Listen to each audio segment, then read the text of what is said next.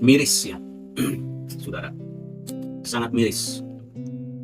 Anak yang ada di Ngada itu ya, di NTT yang kemudian diberitakan mengakhiri hidupnya hanya karena persoalan meminta uang kepada ibunya. Lalu kalau kita mau apatis dalam arti menyalahkan ya, tentu itu akan kita katakan kesalahan orang tua.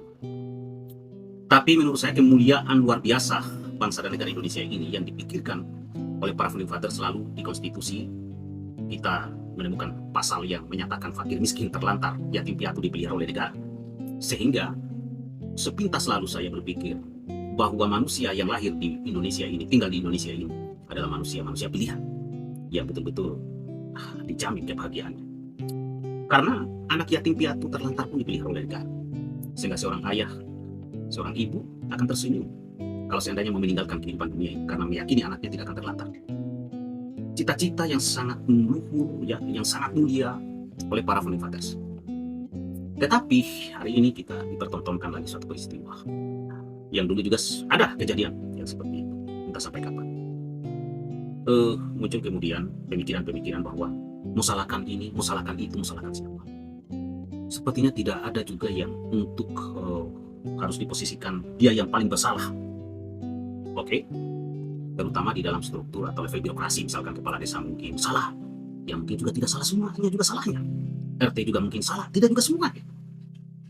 Maka saya berpikir harus ada ketegasan dari negara berdasarkan aturan. Siapapun pejabat publik yang kemudian lalai dalam menjamin sebagaimana amanah konstitusi tadi, maka itu harus otomatis langsung dicopot. Supaya penggantinya nanti tidak lagi lalai. Ini kalau kita katakan lalai atau abai. Atau mungkin ada unsur kesengajaan. Misalnya seseorang itu tidak dicatat lagi untuk mendapatkan bantuan karena dia tidak menjadi tim sukses, misalnya kepala desa, tim sukses bupati, atau macam-macam lah. Karena itulah sepertinya dinamika yang berada di tengah kehidupan kita sebagai rakyat. Kita harus jujur dan fair melihat itu semua.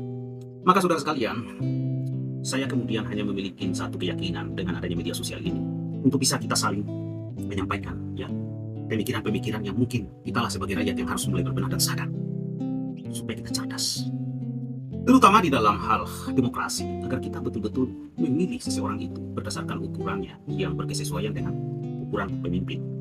Maka kita harus kembali melihat karakter, ciri-ciri atau ukuran-ukuran tadi sebagaimana pemimpin-pemimpin yang sesungguhnya. Nah, saya yakin setiap daerah sebenarnya punya ukuran soal itu, karena setiap daerah punya pemimpin. Dalam konteks nasional, pemimpin nasional ya kita harus melihat ukuran para founding fathers. Ukurannya di situ harus kita letakkan, bukan karena ukuran pribadi saya atau ukuran Anda. Karena kalau ukuran pribadi kita ini agak repot nih. Bisa-bisa kita mengatakan bagus karena ya ketemu kita salamnya bagus, lalu ya di warung kopi kita dibayarkan,